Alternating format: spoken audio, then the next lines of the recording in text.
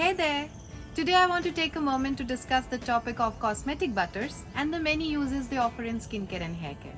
Cosmetic butters are rich, nourishing ingredients that are derived from natural sources such as nuts, seeds, and fruits. They are packed with vitamins, antioxidants, and the essential fatty acids that can help nourish and protect the skin and hair.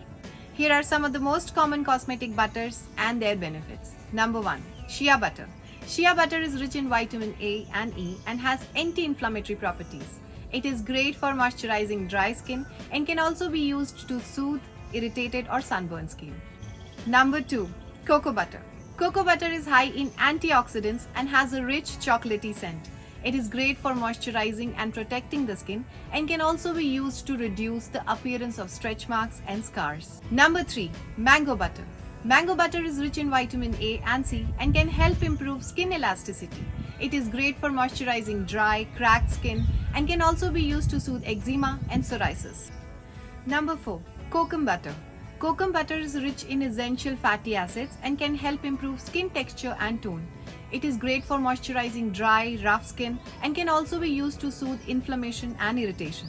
Cosmetic butters can be used to make a number of products. They are used in balms, body and hair butters, creamy cleansers, shampoos and conditioners, and a lot more.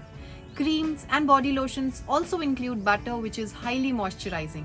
They can also be added to existing skincare products to enhance their moisturizing and nourishing properties. Have you formulated with butters before? Tell us how in the comments.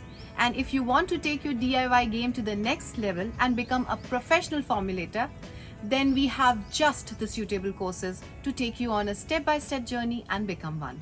Certification in organic skincare formulations, certification in organic hair care formulations, and diploma in organic skincare and hair care formulations.